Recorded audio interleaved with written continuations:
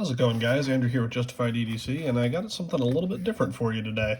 I was just doing some knife maintenance on a couple different things in the last couple days, and I decided why not throw out a video on my knife maintenance toolkit. Just in case there's anyone that is getting into knives or getting into maintaining them yourself. I know a lot of people, and there's nothing wrong with this, a lot of people end up just sending them off to someone else, a professional, to do maintenance, or sending them back in for like a factory warranty to get refurbished. There's nothing wrong with that, but it is cool to be able to take care of your own tools, especially if you're out somewhere where you don't have access to that kind of thing, like if you're out in the field or anything like that. But it's just cool to be able to maintain your own tools. So I just thought I'd walk you through my kit and what I do. But before we do that, I got to thank the sponsor of the channel, which is Auxiliary Manufacturing. If you guys aren't familiar with Auxiliary Manufacturing, they make really cool custom fixed blades.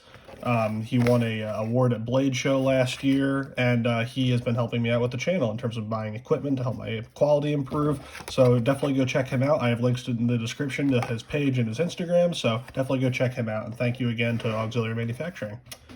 So let's jump right into this. The first thing here is, what is all of my stuff stored in?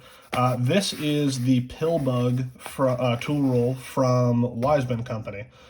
They have a lot of different products on their site. I'll leave links to everything that's in this kit down below. But this is made by Lunar Concepts, who does a lot of like tactical nylon gear for Wisemen Company. But all it is really is just your basic tool roll made out of nylon, and has this elastic strap to keep everything together. But you just unroll everything and unfold it, and then there's all of your toolkit. So you put everything in all these various different size pouches, fold it up, roll it up like that, wrap your elastic around, and tighten it down. And we get it towards the center, and there you go. And that's a nice compact way to keep all of your tools stored. I really like this for if I'm going to be traveling for an extended period of time, like going to be on a longer vacation or anything like that. It's nice to be able to have your basic maintenance stuff with you without having to take like a whole toolbox, or like I have tools all over the place. But this little package here, which I put this up here on the measurements, only about 8 inches long by, depending on how you have it packed out, but like 4 inches wide. So a pretty compact package. Not a lot in terms of actual space, not a lot bigger than a smartphone. So actually a lot bulkier, but easy to slip into a backpack or a suitcase for a trip. But let's get into the contents here. And again, there's a lot of different tools that a lot of different people prefer for different things for knife maintenance. So this is just how I have mine set up. If you have different compounds, different tools, different brands that you like, that's totally fine. Just trying to give you an idea of what I do so that you can maybe pick some stuff up for yourself. The first thing here is something you guys will recognize. This is the Steelman EDC bit driver. Now again, I am going to do a full review on this at some point, but basically my final thoughts on it for those who don't want to watch the final video are, I would not recommend this for like an everyday carry screwdriver solution. It's still a little finicky. As you can see, I'm fiddling with this here, but it's still a little finicky. It has some issues, but overall it's a really great way to just have a lot of bits at your disposal, to quick be able to swap them out. You're working on one size, you can quick swap it out for another one, throw that in there, pop your extra bit back in here. It's a really good way while you're working on multiple different things to be able to keep track of your bits and not have them rolling around everywhere. I know a lot of people use like tray organizers while they're working on their knives. I don't. I just work on the shop mat. And I'll like bring out some little like 3D printed trays that I have if I really need to organize like screws and stuff. But it's nice to have all of your actual bits here just contained in a spot that it's already on the tool you're using. So for that purpose, I think this is actually a really great little tool. But I definitely wouldn't recommend it for like EDC. Actually throw it in the pocket and carry it every day. That's going to be the short version of my review, but that is the first thing that is in my toolkit here. And then again, I have a Milwaukee extender on there. Not that you really ever need an extension for knife maintenance, but for other things, it's pretty great. So Steelman, that's the first thing that's in there. Going down the line here, blue Loctite. Blue Loctite will be your best friend, especially if you get a lot of budget knives or knives coming out of China. They often don't seat the pivots correctly, and you end up having to, like, once you've flicked it open and closed a couple times, the pivot starts to back out on you. So Blue Loctite, it will be your best friend to snug up those pivots, or if you have some body screws that are coming loose, anything like that.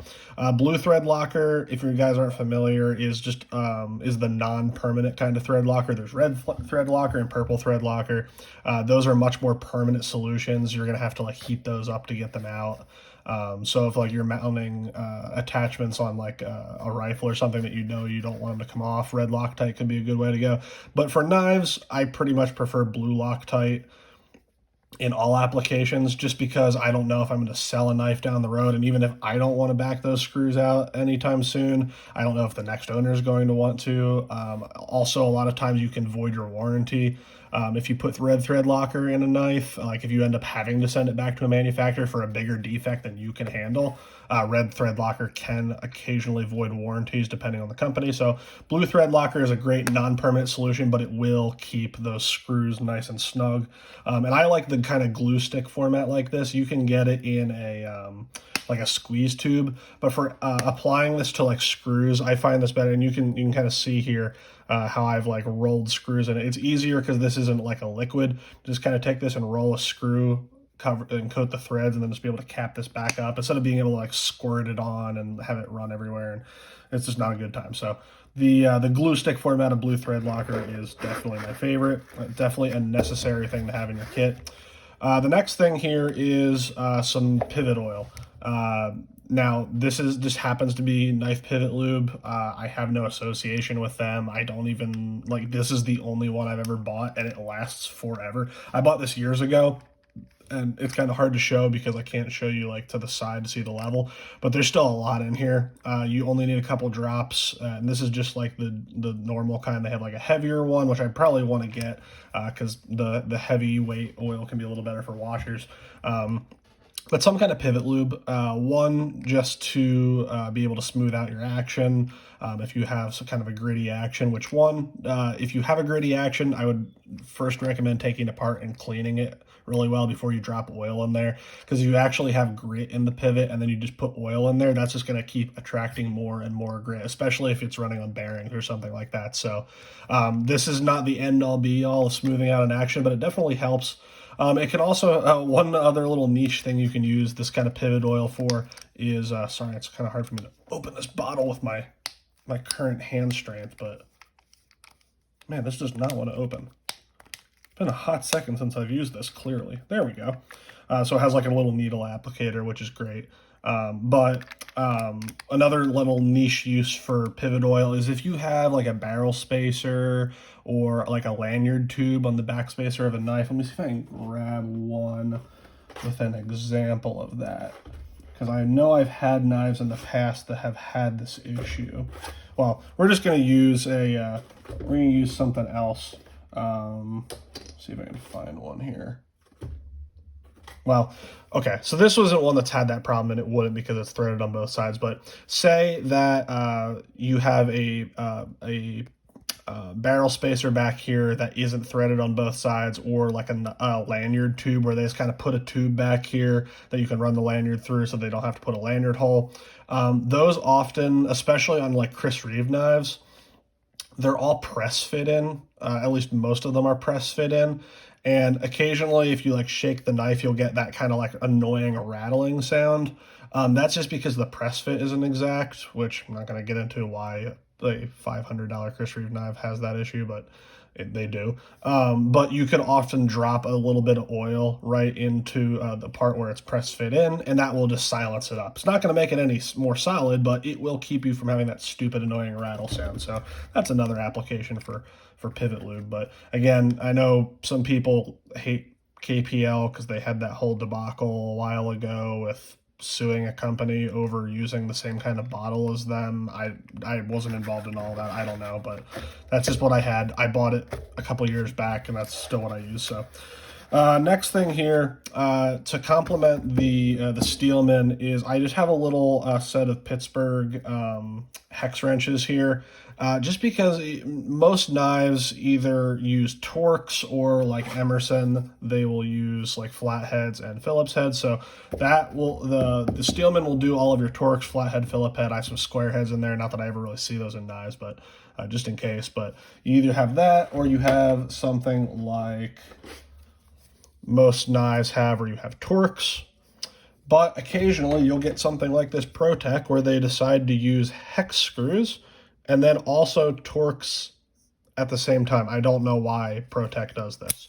I'm pretty sure ProTech does make all of their hardware in-house, which is very cool, but it might be something about their process that they choose to make hex instead. So here, if you don't have your hex wrenches, you're kind of shit out of luck, because your only Torx are the ones on the pocket clip, and then your body screws and your pivot screws are actually a hex size. So that's why I just have this set of smaller hex wrenches in here for the occasional time that you come across a knife like this that has them. It's not very common, but occasionally you do run into it. So that's why that's in there. Moving on to the left side here, and I'm going to kind of jump around here because some things have similar applications. And I'm having a hard time getting this out. This right here is, I'm going to actually pull both of these out here at the same time. This is kind of my rust removal kit. And full disclosure, I completely stole this idea from Cutlery Lover. Go watch his video on how to remove rust from a blade. But this is the stuff that he recommended, and I got it and it worked great. So this is what I'm recommending to people now. This is just, I don't even remember what brand this is. I'll put an Amazon link to it, but it's basically just this rubberized abrasive. It's basically sandpaper in rubber form, a very low grit sandpaper in rubber form, that you can just rub across a blade and remove surface rust. So for example, I just cleaned up my Buck 119 here. This had a shit ton of surface rust because I had used it for hunting a couple years ago, and I haven't been able to hunt just because I've been busy during hunting, during deer season. So it had been used and then just put away in the sheath, and when I took it out again, it had a ton of surface rust. So I used this and just went over it. You don't have to put a lot of pressure, you're just kind of using it like, it's literally called a rust eraser. You literally just rub it like an eraser, and it does take off the majority of surface rust. And then what you can do then is you have this, and you can use pretty much any metal polish. I just like Flitz. I've used it in the past, and when I saw it again in Cutlery Lover's video, I was like, I should grab some of that because I've used it for other projects, non-knife related, and it worked really well. But it says for metal, plastic, and fiberglass. I've never used it on plastic and fiberglass. I've used it on metal, and it does work great. You just put a drop on a piece of microfiber cloth, and you can rub that in, polish your blade up nicely again. Now, this Buck 119 is old. I probably got this when I was 10 years old, maybe. So I've had this for a long time. It's been my hunting knife for a long time. My dad and my grandfather had matching ones.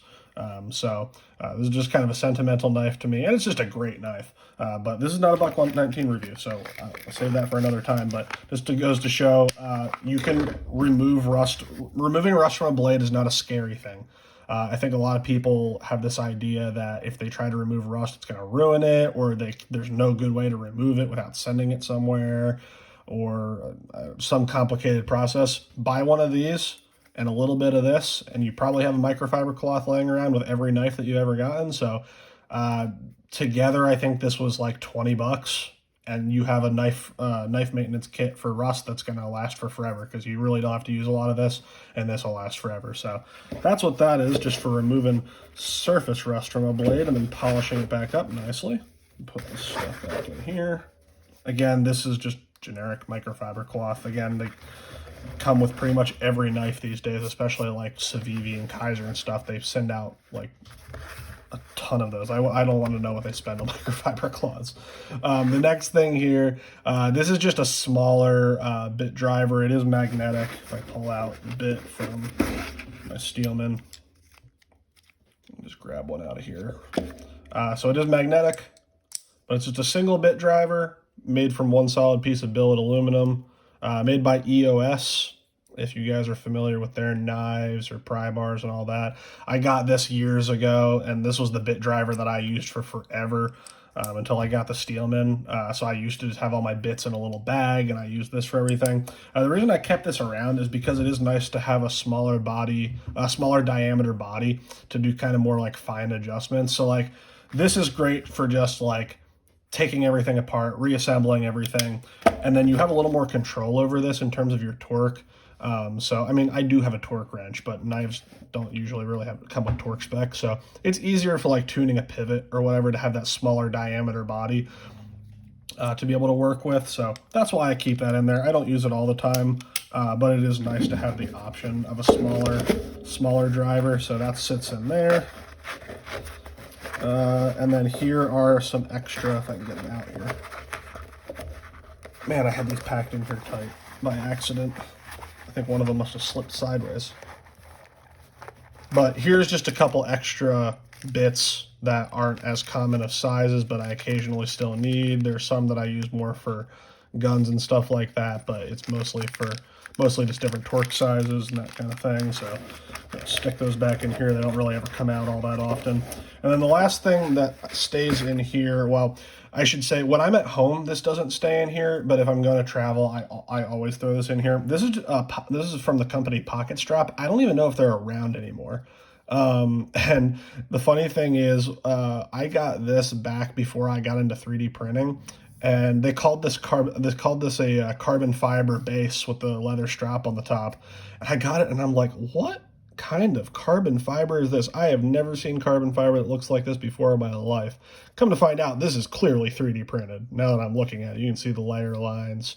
You can see that this was the part that was on the bed, all that good stuff. But this is definitely some kind of carbon fiber, probably a PLA carbon fiber. Kind of looks like the carbon fiber infused nylon that I've used before, but it has a little more flex to it. So my guess is this is just like a PLA with carbon fiber in it, but that doesn't matter. That was just a little tangent I decided to go on for some reason. But this is just a nice little strop. Again, I have some green polishing compound on here. This is the brand I use. I don't know if it's good or bad. It happens to work for me. It's just a little solid compound on here. You rub on the leather, and then all that does is it has a little bit of grit, some abrasive in there, some very light abrasive, so that you can sit this flat on the table, and you can take your knife and just you kind of find your edge angle. Let's see if I can do this on camera. You just find your edge angle by kind of going up and down here until the blade isn't going to bite anymore, and then you just run it like that and do the same thing on the other side. A lot of people ask me how I sharpen my knives. 90% of the time, this is how I'm maintaining my knives. I strap my knives weekly. The knives that I'm using, I strap them weekly. If I used a knife really heavily, I'll often do it every night on something like this. It doesn't take that long. You can just use like an unfinished piece of leather, like the inside of a leather belt, but having some compound on there definitely helps. You can get bigger straps than this, but I don't really need bigger straps than this, and it fits in here, so if I want to take it with me, I can. So that's the last thing I keep in here. And then really the only other piece of knife maintenance gear is this. And I don't take this with me when I'm traveling. Again, it's travel size. You could. I think I took this with me one time when I went hunting, but you don't really need to travel the sharpener. You can pretty much maintain your knives with a strop, and if you have like a coffee mug, you can use the bottom of that unfinished ceramic, which I've done many times. But this is the Spyderco Sharpmaker. Just in case you guys aren't familiar with it, it comes with a set. It comes with a set of 2 different ceramic stones, just a higher grit and a lower grit, and then these brass rods that you just use for guards. I'll set this up really quick. This is not a sharpening tutorial at all, but this is kind of basically how it works. You sit these in here, and then you have your different edge angles. So you have your edge angle and your back bevel, and so they have the 2 different angles that will fit most of your generic edges. Again, this isn't a end-all solution. This is just kind of how I maintain my knives. if I ever like really beat up an edge badly, or let it needs to be like reprofiled, or it's so dull that it doesn't cut anymore, especially if it's like a harder steel like 20 CV or MagnaCut or something like that. I probably won't do it myself. I have friends that are much better sharpeners than I am, so I usually will send it off to them, and I'll probably get into the nicer sharpening game at some point, just because I want to be able to do it for myself. But this does most of what I need it to do, just on a weekly basis. Another use for this that polishing block I showed you is you can run that on your ceramic sharpening stones to clean them off. Obviously, I need to do that here because they've been used quite a bit, but you can run that on there to clean those off as well. So that's another use for having that around. But that is that's really the last piece of kit there. So I'm gonna wrap all this up here and kind of show you just how compact you can get a pretty well thought out, at least in my opinion, knife maintenance kit. So that is my whole maintenance kit right there. Obviously, I have a lot more tools than this, but this does 99% of what I need to do with my knives. The other 1% is either going to be me sending it to a buddy to have them do a full like reprofiling of the edge, or sending it back in for warranty work if something's actually broken. But in terms of your general maintenance, like keeping your pivots maintained and clean, making sure all your body screws are tightened down, sharpening, maintaining your edges, removing surface rust, disassembly to swap out parts, all that kind of thing. All of that can be done with this kit right here. And realistically, you don't even really need this. If you were going to travel, you could easily throw this in your backpack and be good to go. Again, like I said, I might do a tutorial on it at some point, but you can, pretty much everywhere, every hotel is going to have one of those cheap ceramic coffee mugs. If you flip it over, there's that unglazed portion on the bottom where they sat it in the kiln. You can use that like a ceramic sharpening rod. So I never really take ceramic sharpening rods. I might try to find a little stone here at some point to throw in this kit, but all in all, this is a really awesome kit. Again, this is made by Lunar Concepts for Wisemen Company. I will leave links to all of this stuff down in the description. If you guys want to see further in-depth videos on how to use any of this stuff, again, I'm not a professional, but I'd be happy to share what I know. So if you want to see anything more about this, let me know. And as always, I will see you guys in the next video.